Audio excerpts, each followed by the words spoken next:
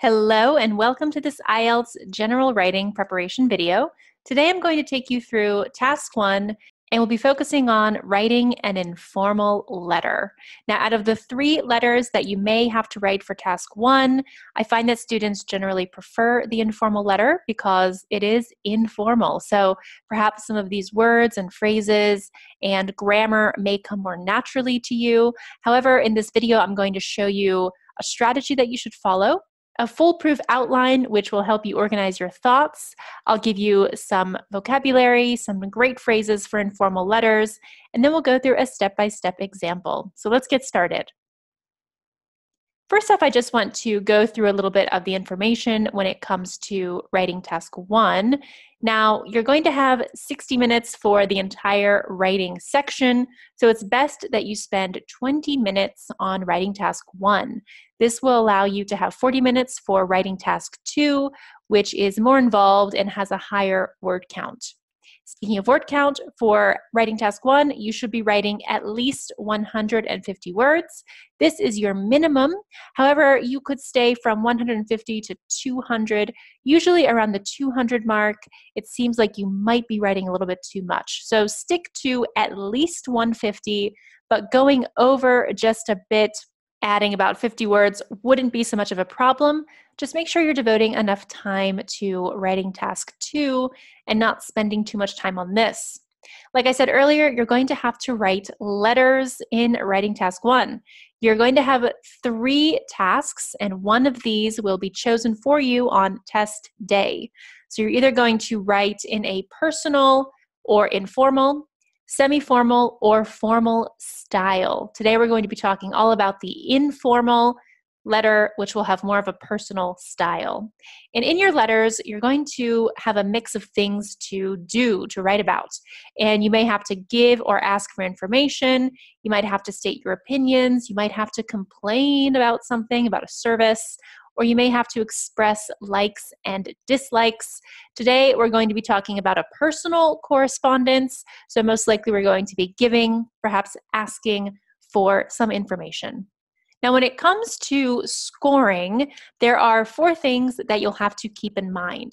They're all weighted the same, so pay attention to all of them. The first one is task achievement. This basically asks, did you complete the letter as you were requested to do so? We will talk about this when we see our outline, but basically, have you given information? What is the key feature of your letter? This is important. Secondly, you're going to have to show that you can write a letter that has a strong coherence and cohesion. This has to do with the organization of your letter, so your paragraphs, your linking, your transition words, and making sure that everything flows in a nice way. Then in terms of what you write, your lexical resource will be important.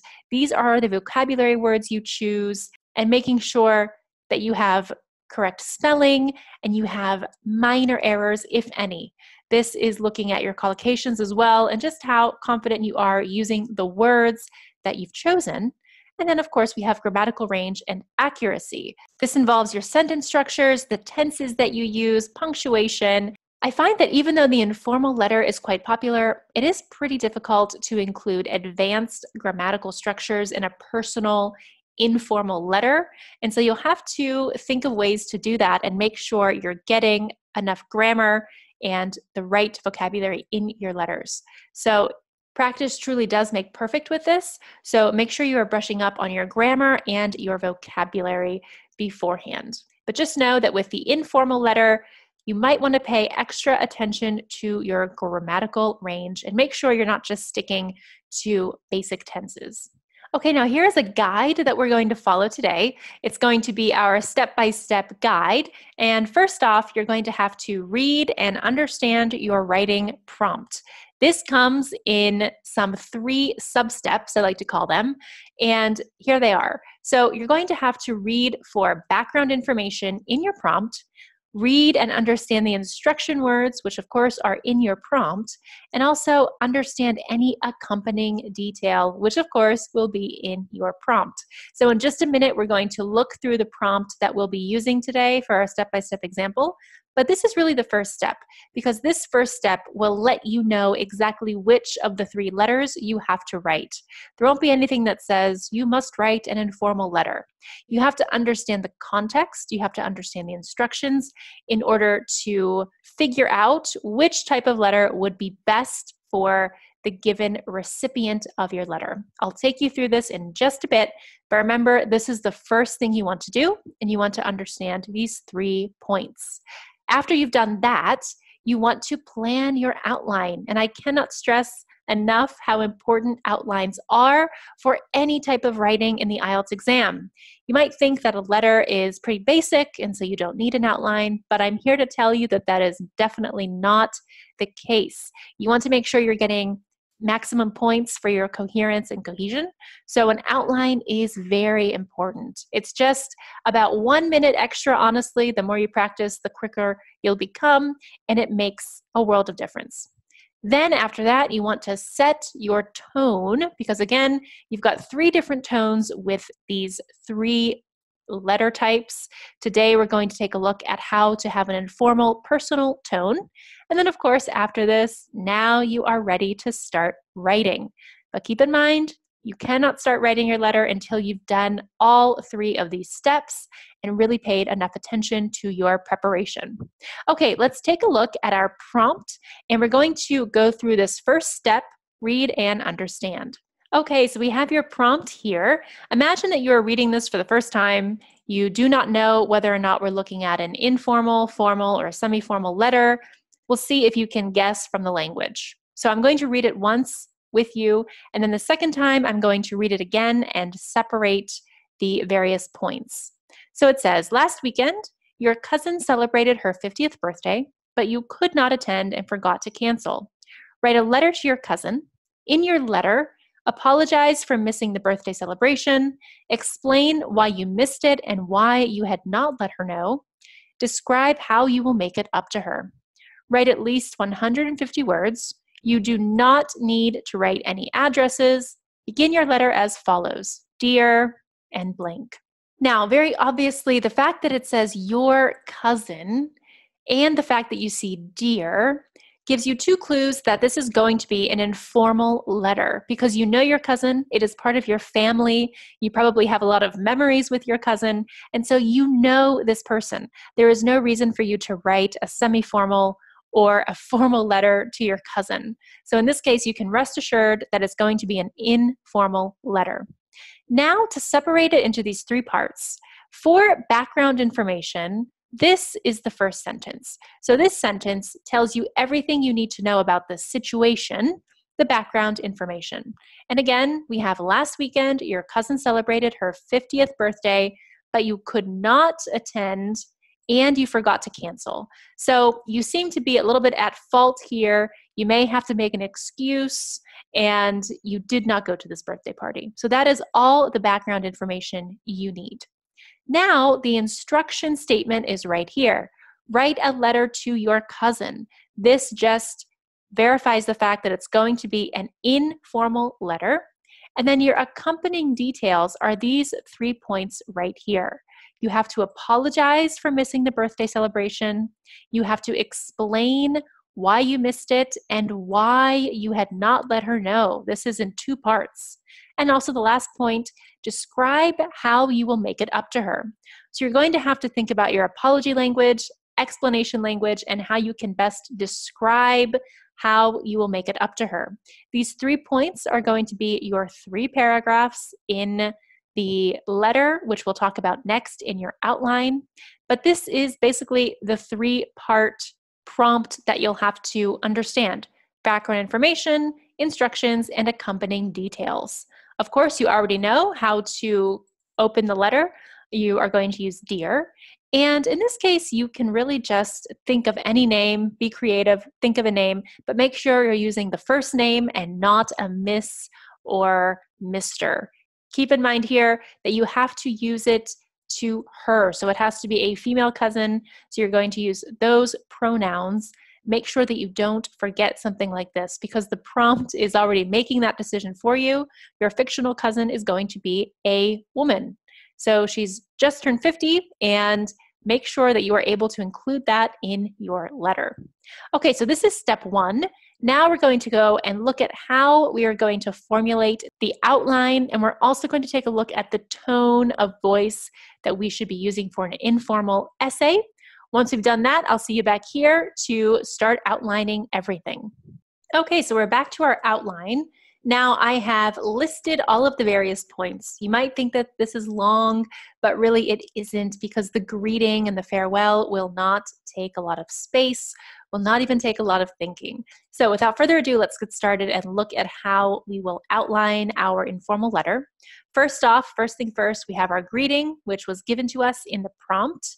Then we have an opening, and this is the major difference between the informal letter and the other letter outlines. In your opening, it's going to be heartfelt. So this means you can add some emotion. You can perhaps ask how the person is doing. In our case, we're going to perhaps apologize or perhaps even say happy belated birthday. This is going to be something that allows you to connect with the recipient. You are not going to use this in a formal or a semi-formal type of letter because you don't know the person on this level. So this informal letter is for someone that we know. It could be a family member in this case or a friend.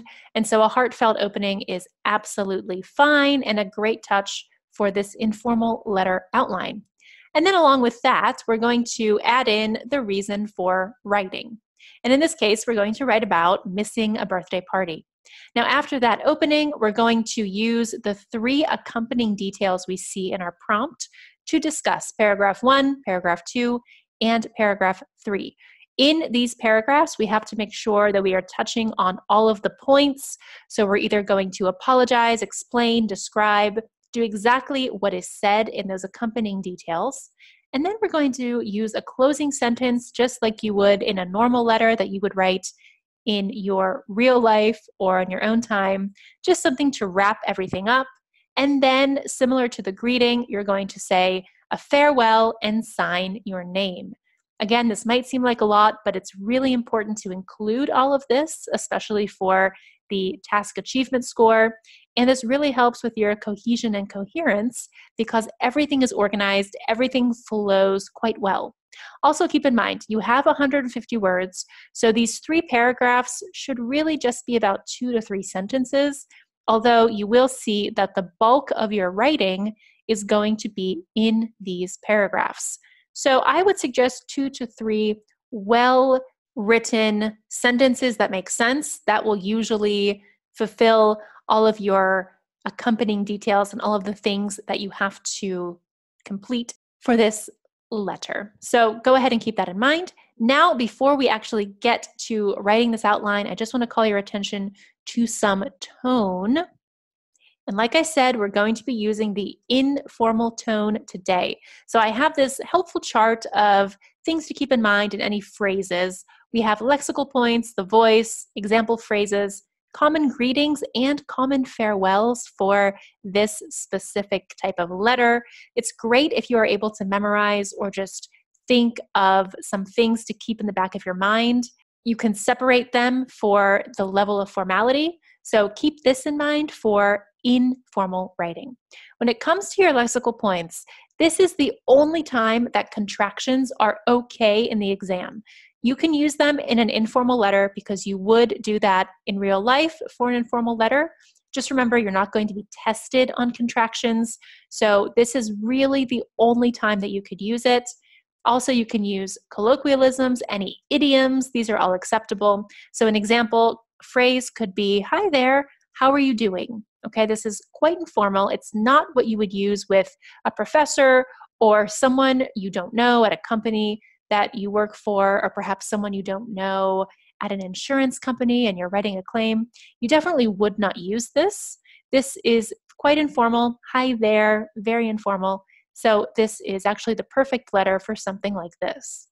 Now, when it comes to the voice between active and passive, the active voice is most commonly used with this tone because it doesn't require writers to sound more professional. So go ahead and use your active voice, what you usually speak with, what you usually use in an informal situation. There really isn't any need to change that. As an example phrase, you could say something like, I've been thinking about you for a while and just wanted to touch base and say hello. So you see touch base is actually quite informal as a phrase.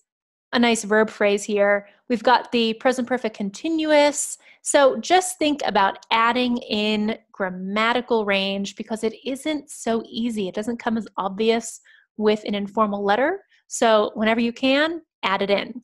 If you find that it's very difficult to add things like past perfect or present perfect continuous in something like this, I would encourage you to really amp up your verb phrases, phrasal verbs, and vocabulary just to help you with that lexical resource.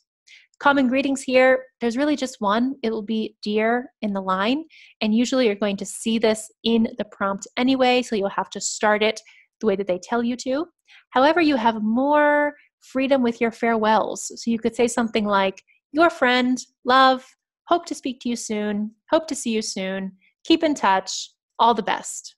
Okay, so these are great phrases. Remember these, memorize them, and use them when you are writing. So if you have these up your sleeve, it just takes one more thing out of your mind on an already stressful test day.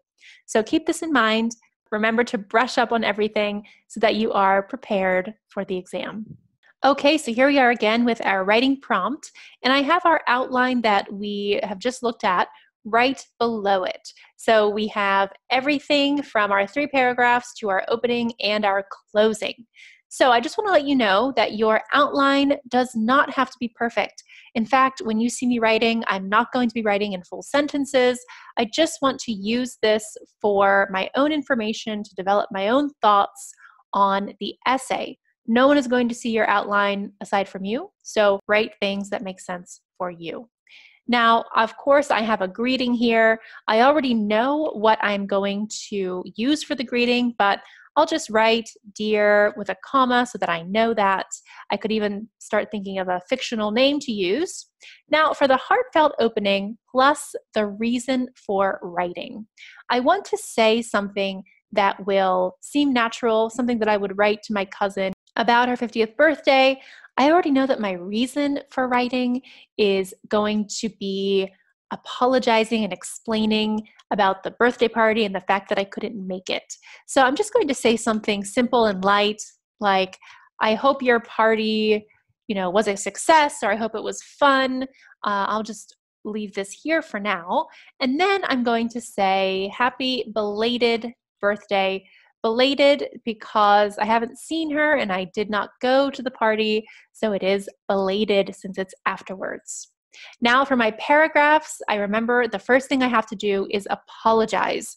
So I'm going to get that out of the way, and I know I'm going to have to say something like, I'm so sorry. Perhaps I could talk about the length of time it's been since I've seen her. So I could say, it's been a long time. Then for paragraph 2, I know that I have to explain why I missed the party. So I'm just going to say that I was busy with work. This is something simple. It's the first thing that popped up into my mind. So I'll say something, I was busy with work. I'll say I was out of town, perhaps on a last-minute trip. And with paragraph 3, I have to describe how I'm going to make it up to her. I'm going to perhaps ask her if she wants to go out for a dinner. So I'll say something like, I'll take her out to dinner to make it up to her, okay? And that is going to explain just the basis of what I have to write in my letter. Now for the closing sentence, I'll just say something like, I hope we can go out, or I hope we can meet. And then as a farewell, I'm going to do something simple like, hope to speak to you soon, and then I will write my name.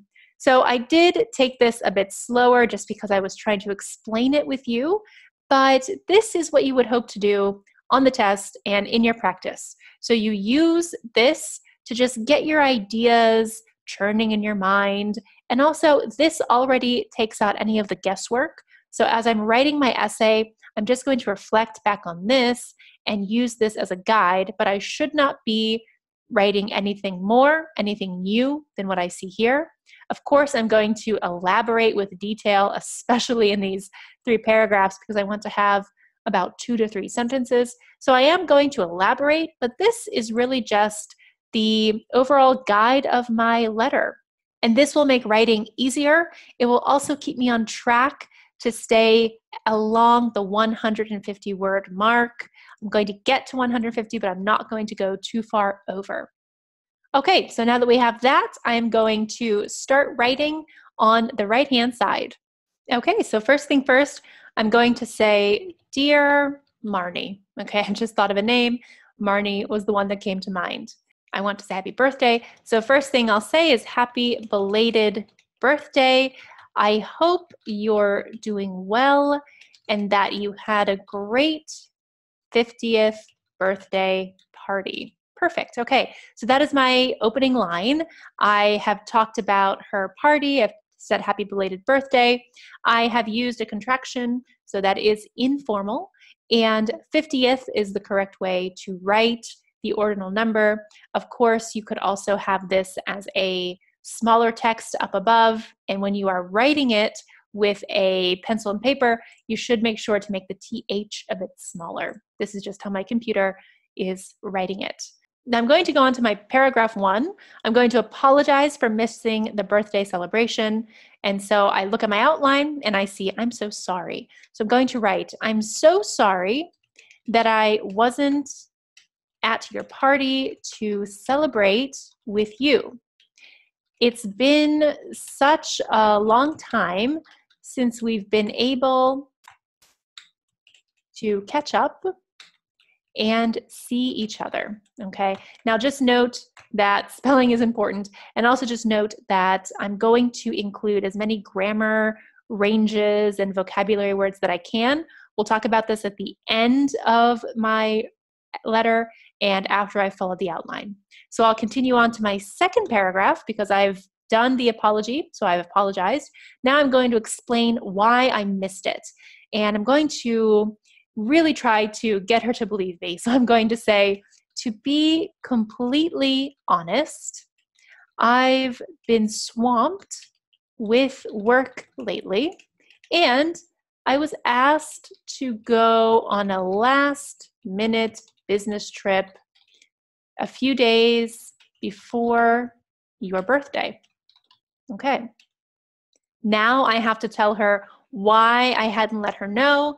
And so I'll say, I was so busy that I had completely forgotten about your party, and it didn't occur to me to call you and cancel. All right, so I have fulfilled the 2 points here. I explained why I missed the party and why I didn't let her know. So if I would have perhaps just included the first sentence and not the second, I would not have received full points because I have to make sure I am explaining everything in this detail. Now it's time for my third paragraph, and in my third paragraph I have to describe how I'm going to make it up to her. So I said I was going to take her out to dinner. So let's say my busy schedule is absolutely not an excuse for missing your 50th birthday, though, and I would love to make it up to you. All right, and I'll say that I've already reserved a table for 2 next Friday night at the new sushi restaurant in town. Okay, so I've talked about how I'm going to make it up to her, and I'll just add in an extra line and say, can I please treat you to a luxurious birthday dinner? Okay, and now again, I'm going to use a closing sentence. So I'm going to say, I hope we can, let's say celebrate instead of go out. I hope we can celebrate together next Friday. And I said for my farewell, I'll say something like speak to you soon. I won't say hope again because I've used it quite a bit. And I'll say speak to you soon.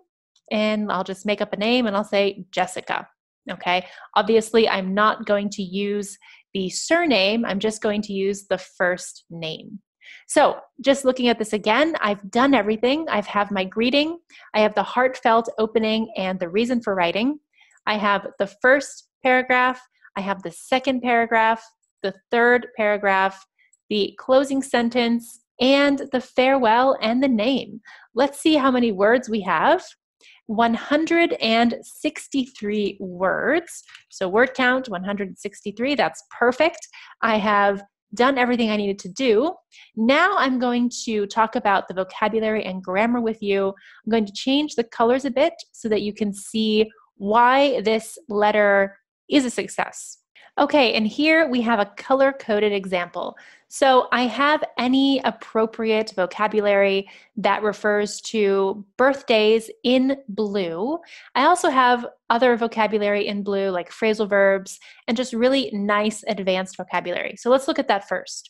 First, we see happy belated birthday. Belated is actually an important word to add here. If you were just to say happy birthday, it wouldn't really convey the fact that you were late and that you did not celebrate with your cousin. So belated is a great word here. Catch up is a great phrasal verb. Instead of just saying able to speak and see each other, catch up conveys the fact that you know your phrasal verbs.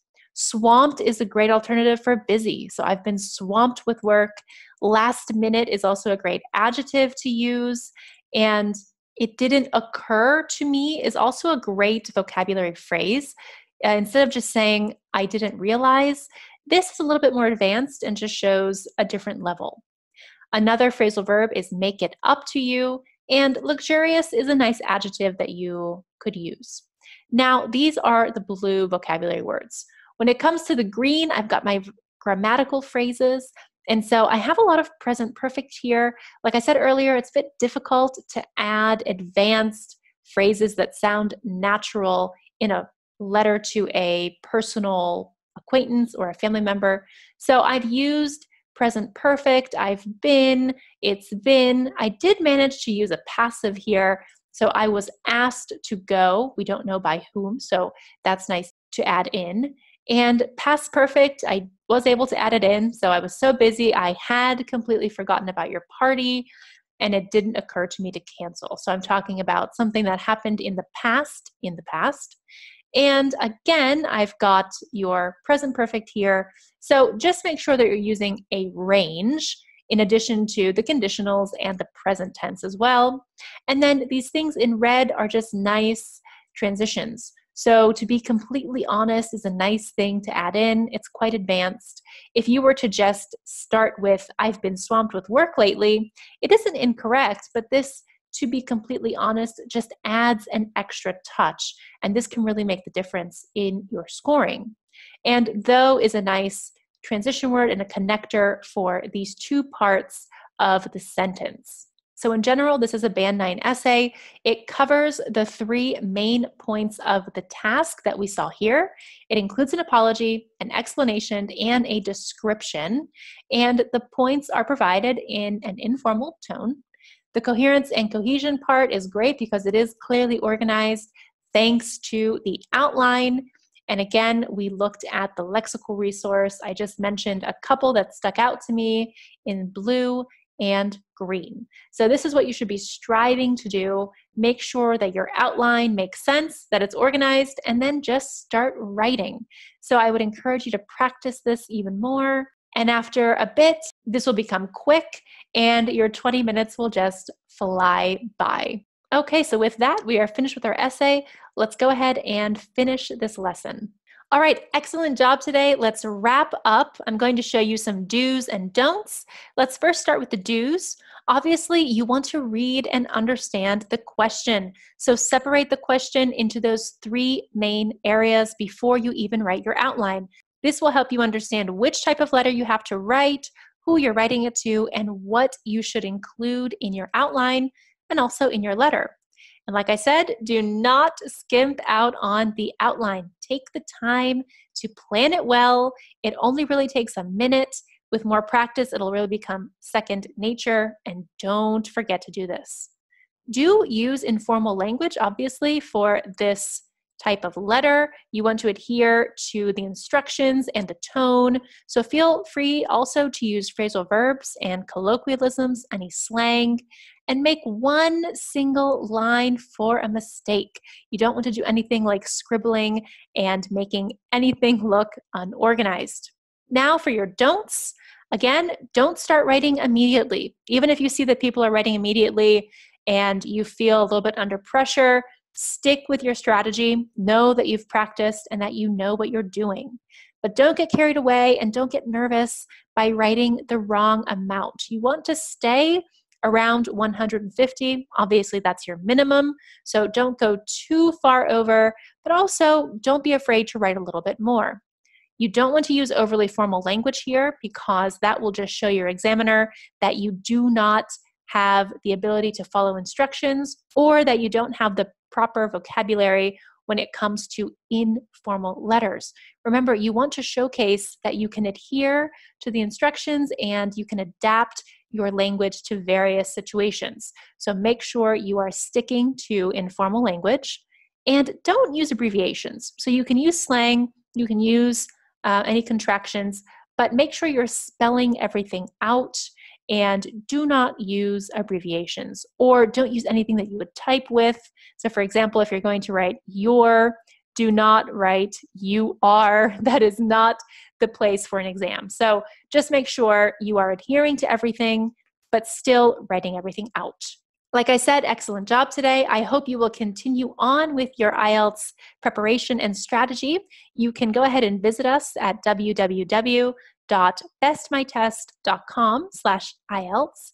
Here you will find a lot of great tips, tricks, and a lot of practice when it comes to IELTS writing and even things for the other sections. So we'll be waiting for you over there.